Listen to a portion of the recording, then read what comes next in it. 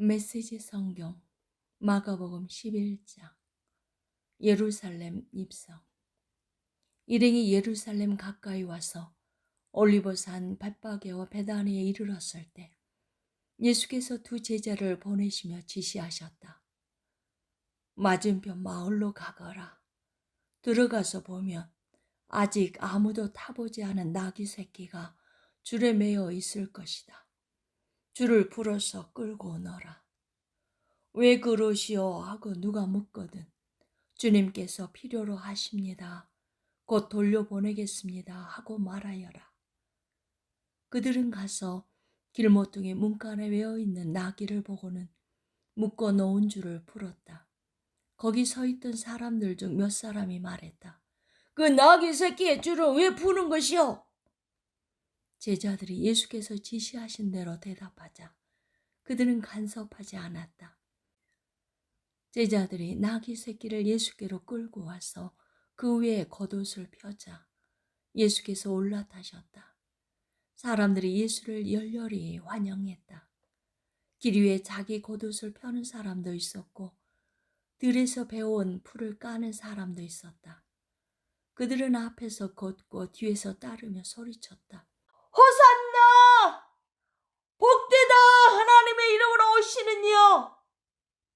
복되다! 장차올 우리 조상 다윗의 나라여! 하늘 가장 높은 곳에서 호산나! 예수께서 예루살렘에 이르러 곧 성전에 들어가셨다. 예수께서는 성전을 둘러보시며 모든 것을 마음에 두셨다. 그러나 이미 시간이 늦어 12 제자와 함께 베다니로 돌아가셨다. 저주받은 무화과 나무. 이튿날 그들이 베다니를 나설 때 예수께서 배가 고프셨다. 그분은 저만치 떨어진 곳에 있는 잎이 무성한 무화과 나무 한 그루를 보셨다. 예수께서 혹시 아침 끼니가 될 만한 것이 있을까 하여 다가가셨지만 무화과 잎사귀밖에 없었다. 아직 무화과철이 아니었다. 예수께서 나무에게 말씀하셨다. 다시는 아무도 너에게서 열매를 먹지 못할 것이다. 제자들도 그 말을 들었다. 그들이 예루살렘에 도착했다. 예수께서 즉시 성전에 들어가셔서 거기에 상점을 차려놓고 사고 파는 사람들을 모두 쫓아내셨다. 환전상들의 가판대와 비둘기 상인들의 진열대도 뒤엎으셨다. 예수께서는 아무도 바구니를 들고 성전 안을 지나다니지 못하게 하셨다. 그리고 나서 다음 말씀을 인용해 그들을 가르치셨다. 내 집은 만민을 위한 기도하는 집이라고 일컬어졌다. 그런데 너희는 그것을 도둑의 소굴로 바꾸어 놓았다. 대제사장과 종교학자들이 이 말을 듣고서 그분을 제거할 방도를 모의했다. 그들은 온 무리가 그분의 가르침에 푹 빠져 있는 것을 보고 당황했다. 저녁 때 예수와 제자들이 도성을 나섰다. 아침에 그들이 길을 가다 보니 무화과 나무가 마른 막대기처럼 말라붙어 있었다. 베드로가 그 전날 있었던 일이 생각나서 예수께 말했다. 랍비님 보십시오. 주님이 저주하신 무화과 나무가 말라 비틀어졌습니다. 예수께서 차분히 말씀하셨다. 하나님의 생명을 품어라. 정말로 품어라. 그러면 너희가 감당할 수 없을 만큼 힘든 일은 하나도 없을 것이다. 예컨대 얼머부리거나 망설일 것 없이 이 산더러 가서 호수에 뛰어들어라 하고 말하면 그대로 이루어질 것이다. 그래서 내가 너희더러 작은 일부터 큰 일까지 모든 일에 기도하라고 간구하는 것이다. 하나님의 생명을 품을 때에 너희는 거기에 모든 것을 포함시켜라. 그러면 너희는 하나님의 것을 다 받을 것이다. 그리고 기도할 때는 구하는 것이 전부가 아님을 기억하여라. 누구에게 서운한 것이 있거든 용서하여라. 그때에야 하늘에 계신 너희 아버지께서도 너희 죄를 깨끗이 용서할 마음이 드실 것이다. 누구에게서 온 고난인가? 그 후에 그들이 다시 예루살렘에 들어가서 성전 안을 걷고 있는데 대제사장과 종교학자와 지도자들이 다가와서 따졌다. 당신의 신임장을 보여주시오. 누구의 권한으로 이렇게 말하고 행동하는 겁니까? 예수께서 대답하셨다. 먼저 한 가지 묻겠다. 내 물음에 답하면 나도 내 신임장을 보여주겠다. 요한의 세례에 관한 것인데 그것이 누구에게서 온 고난이냐? 하늘이냐 사람이냐 말해보아라. 그들은 자기들이 궁지에 몰린 것을 알아차리고는 뒤로 물러와서 모여서 수군거렸다. 하늘이라고 하면 왜 요한을 믿지 않았느냐고 물을 것이고 사람이라고 하면 온 백성이 요한을 예언자로 떠봤더니 우리가 백성 앞에서 몹시 난처해진다. 그들은 이번은 예수께 양보하기로 했다. 우리는 모르오. 그들이 말했다. 예수께서 대답하셨다. 그렇다면 나도 너희 물음에 대답하지 않겠다. 12장 욕심 가득한 소작농들 이야기. 예수께서 그들에게 여러 이야기를 들려주기 시작하셨다. 어떤 사람이 포도원을 세웠다. 그는 포도원에 울타리를 치고 포도즙 짜는 틀을 파고 망대를 세운 다음에 소작농들에게 맡기고 먼 길을 떠났다. 수확할 때가 되자 그는 수익을 거두려고 소작농들에게 종 한 사람을 보냈다. 소작농들은 그를 잡아서 마구 때려 빈손으로 돌려보냈다. 주인이 다른 종을 보내자 그들은 그를 골탕 먹이고 모욕을 주었다. 주인이 또 다른 종을 보내자 그들은 그를 죽여버렸다. 주인은 계속해서 많은 종들을 보냈으나 소작농들은 그들을 때리기도 하고 죽이기도 했다. 결국은 한 사람밖에 남지 않았다. 사랑하는 아들이었다. 포도원 주인은 최후 방책으로 아들을 보내며 저들은 내 아들만큼은 존중하겠지 하고 생각했다. 그러나 소작농들은 오히려 이것을 기회로 삼았다. 그들은 욕심이 가득하여 두 손을 비비며 말했다. 이 자는 상속자다. 그를 죽이고 우리가 재산을 다 차지하자. 그들은 그 아들을 잡아 죽여서 울타리 밖으로 내던졌다. 너희 생각에는 포도원 주인이 어떻게 할 것 같으냐? 맞다. 그가 와서 그들을 다 없애버릴 것이다. 그리고 포도원 관리는 다른 사람들에게 맡길 것이다. 너희가 성경을 직접 읽어보아라. 석공들이 내버린 돌이 이제 모퉁이 돌이 되었다. 이것은 하나님께서 행하신 일, 눈을 씻고 보아도 신기할 따름이다. 대제사장과 종교학자와 지도자들은 당장 예수를 잡고 싶었으나 요른이 두려워 참았다. 그들은 그 이야기가 자기들을 두고 한 것임을 알았다. 그들은 서둘러 그 자리를 떠났다. 황제의 것, 하나님의 것. 그들은 예수를 그들의 올무에 걸리게 하려고 바리새인과 헤롯의 당원 몇을 그분께 보냈다. 뭔가 책 잡힐 만한 발언을 하게 해서 그분을 잡을 심산이었다. 그들이 다가와서 말했다. 선생님, 우리가 알기로 당신은 진실하고 여론에 개의치 않으며 배우는 사람들의 비유를 맞추지 않고 하나님의 도를 정확히 가르치십니다. 그러니 우리에게 말해 주십시오. 황제에게 세금을 내는 것이 법에 맞습니까? 맞지 않습니까? 예수께서 그 질문이 계략임을 아시고 말씀하셨다. 왜 나를 속이려고 드느냐? 동전을 가져다가 내게 보여라. 그들이 예수께 동전을 건넸다. 여기 새겨진 얼굴이 누구 얼굴이냐? 그리고 이 위에 있는 것이 누구 이름이냐? 그들이 말했다. 황제입니다. 예수께서 말씀하셨다. 황제의 것은 황제에게 주고 하나님의 것은 하나님께 드려라. 그들은 말문이 막혀 입이 떡 벌어졌다. 부활에 관한 가르침. 부활의 가능성을 일절 부인하는 사두개파 사람 몇이 예수께 다가와서 물었다. 선생님, 모세는 기록하기를 남자가 자식 없이 아내를 두고 죽으면 그 동생이 형수와 결혼해서 자식을 낳아줄 의무가 있다고 했습니다. 한 번은 7형제가 있었습니다. 마지가 결혼했는데 자식 없이 죽었습니다. 둘째가 형수와 결혼했으나 역시 자식 없이 죽었습니다. 셋째도 그러했습니다. 7형제가 다 차례대로 그렇게 했으나 자식이 없었습니다. 마지막에는 여자도 죽었습니다.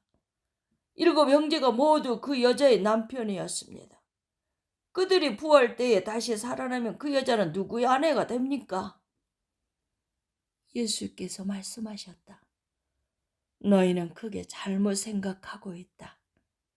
첫째로, 너희는 성경을 모른다. 둘째로, 너희는 하나님께서 일하시는 방식을 모른다. 죽은 사람이 살아난 뒤에는 결혼할 일이 없다. 그때 사람들은 천사처럼 되어서 하나님과 최고의 기쁨과 친밀감을 나눌 것이다. 그리고 죽은 사람이 다시 살아나는지에 대해서인데 너희는 성경도 읽지 않았느냐? 하나님께서는 떨기나무에서 모세에게 나는 아브라함의 하나님, 이삭의 하나님, 야곱의 하나님이다 라고 말씀하셨다. 이었다 라고 말씀하지 않으셨다. 살아계신 하나님은 죽은 자의 하나님이 아니라 산 자의 하나님이시다. 너희가 몰라도 한참 모르고 있다. 가장 중요한 계명. 종교학자 한 사람이 다가왔다. 그는 질문과 대답이 열띠게 오가는 것을 듣고 또 예수께서 예리하게 답하시는 것을 보고 이렇게 질문했다. 모든 계명 가운데서 가장 중요한 계명이 무엇입니까? 예수께서 말씀하셨다. 가장 중요한 계명은 이것이다. 이스라엘아 들으라. 주 너의 하나님은 한 분이시니 너의 열정과 간과 지성과 힘을 다해 주 너의 하나님을 사랑하라. 둘째는 이것이다. 너희 자신을 사랑하는 것 같이 다른 사람을 사랑하라. 이것에 견줄 만한 다른 계명은 없다. 종교학자가 말했다. 선생님, 훌륭한 답입니다. 하나님은 한 분이시고 다른 이가 없다는 말씀은 아주 명쾌하고 정확합니다. 그리고 열정과 지성과 힘을 다해 그분을 사랑하는 것과 자기 자신을 사랑하는 것 같이 다른 사람을 사랑하는 것은 모든 재물과 희생을 다 합한 것보다도 낫습니다. 예수께서 그의 남다른 통찰력을 보고 말씀하셨다. 네가 하나님 나라 문턱까지 와 있다. 그 후로는 아무도 그분께 묻는 사람이 없었다. 예수께서 성전에서 가르치시던 중에 물으셨다. 어째서 종교학자들은 메시아가 다윗의 자손이라고 하느냐? 우리가 다 아는 것처럼 다윗은 성령의 감동을 받아 이렇게 말했다. 하나님께서 내 주님께 말씀하셨다. 내가 너의 원수들을 너의 발 아래에 둘 때까지 너는 여기 내 오른편에 앉아 있으라. 다윗이 여기서 메시아를 내 주님이라고 부르는데 메시아가 어떻게 다윗의 자손이 될 수 있느냐? 큰 무리가 즐거이 그 말씀을 들었다. 예수께서 계속 가르치셨다. 종교학자들을 조심하여라. 그들은 가운을 입고 다니며 사람들의 지켜 세우는 말에 우쭐하고 중요한 자리를 차지하면서 교회의 모든 행사에서 상석에 앉기를 좋아한다. 언제나 그들은 연약하고 무력한 사람들을 착취한다. 그들의 기도가 길어질수록 그들의 상태는 더 나빠진다. 마지막에 그들은 그 값을 치르게 될 것이다. 예수께서 헌금함 맞은편에 앉으셔서 사람들이 헌금함에 돈 넣는 것을 보고 계셨다. 많은 부자들이 큰 돈을 바치고 있었다. 그때 한 가난한 과부가 다가와서 작은 동전 2개를 넣었다. 겨우 동전 2개였다. 예수께서 제자들을 불러놓고 말씀하셨다. 과연 이 가난한 과부가 헌금함에 넣은 것이 다른 사람들이 넣는 것을 다 합한 것보다 크다. 다른 사람들은 아깝지 않을 만큼 헌금했지만 이 여자는 자기 형편보다 넘치도록 드렸다. 자신의 전부를 드린 것이다. 13장 사이비 종말론자들. 예수께서 성전을 떠나시는데 제자 가운데 한 사람이 말했다. 선생님, 저 속조물과 건물들을 보십시오. 예수께서 말씀하셨다. 네가 이 웅장한 건축물에 감동하느냐? 저 건물의 돌 하나하나가 결국 잔해 더미가 되고 말 것이다. 이후에 예수께서 성전이 한눈에 내려다 보이는 올리브산에 앉으셨을 때 베드로와 야고보와 요한과 안드레가 그분께 따로 다가와 물었다. 말씀해 주십시오. 그런 일이 언제 일어나겠습니까? 내가 막바지에 이를 때 우리에게 어떤 징조가 있겠습니까? 예수께서 입을 여셨다. 사이비 종말론자들을 조심하여라.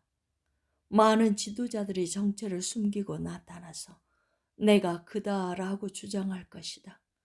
그들이 많은 사람들을 현혹할 것이다. 전쟁 소식을 듣거나 전쟁이 일어나리라는 소문을 듣거든 당황하지 말고 침착하여라. 그것은 역사에 늘 반복되는 일일 뿐 아직 종말의 징조는 아니다. 나라와 나라가 싸우고 통치자와 통치자가 싸우는 일이 계속될 것이다. 곳곳마다 지진이 있을 것이다. 기근도 있을 것이다. 그러나 이것은 앞으로 닥칠 일에 비하면 아무것도 아니다. 또 조심하여라. 사람들이 너희를 법정으로 끌고 갈 것이다. 세상이 살벌해져서 내 이름을 전한다는 이유로 모두가 너희를 물고 뜯을 것이다. 너희는 진리의 파수병으로 그 자리에 있는 것이다. 메시지가 온 세상에 두루 전파되어야 한다. 그들이 너희를 배반하여 법정으로 데려가거든 너희는 무슨 말을 할지 염려하지 마라. 그때가 오거든 너희 심중에 있는 것을 말하여라. 성령께서 너희 안에서 너희를 통해 친히 증거하실 것이다. 형제가 형제를 죽이고 아버지가 자녀를 죽이고 자녀가 부모를 죽일 것이다. 나 때문에 너희를 미워할 사람이 누구인지 아무도 모른다. 그대로 견뎌라. 그것이 너희가 해야 할 일이다. 끝까지 견뎌라. 그러면 너희는 절대 후회하지 않을 것이고 결국 구원을 얻을 것이다. 큰 환난의 날. 그러나 거룩한 것을 더럽히는 괴물이 절대 있어서는 안 될 곳에 세워진 것을 보거든 얼른 달아나가라. 너희 읽을 수 있는 사람들은 내 말이 무슨 말인지 깨달아라. 그때 너희가 유대에 살고 있거든 산으로 달아나가라. 마당에서 일하고 있거든 무엇을 가지러 집으로 돌아가지 마라. 밭에 나가 있거든 겉옷을 가지러 돌아가지 마라.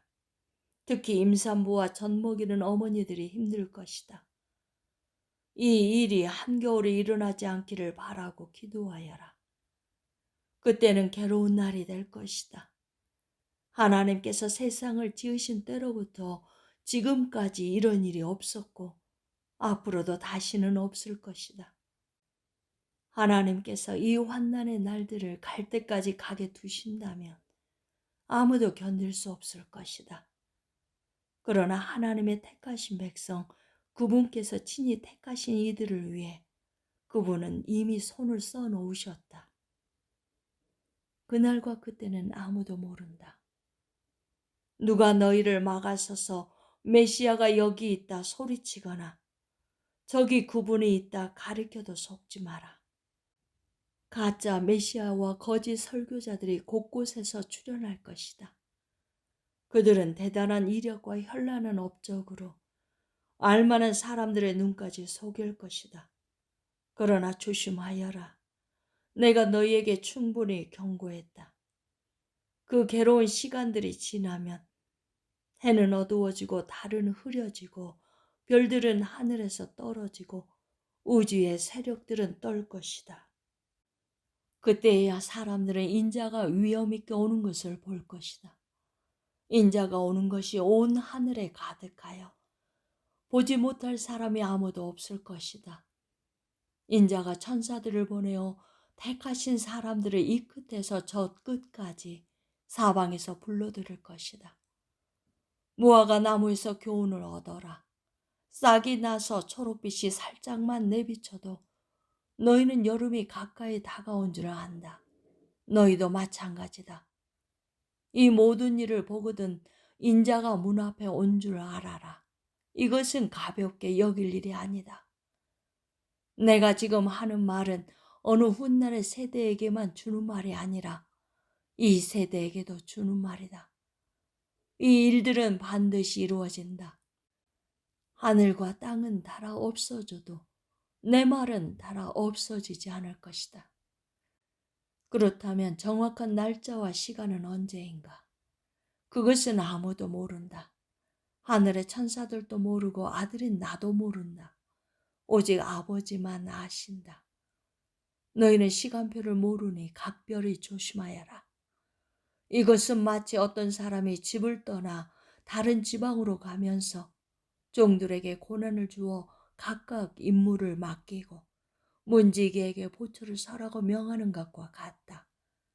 그러니 깨어서 너희 자리를 지켜라. 집주인이 언제 돌아올지 저녁일지 한밤중일지 새벽일지 아침일지 너희는 모른다. 그가 예고 없이 나타날 때 너희가 군무 중에 잠자는 일이 없게 하여라. 내가 너희에게 말하고 또 모든 사람에게 말한다. 너희 자리를 지켜라.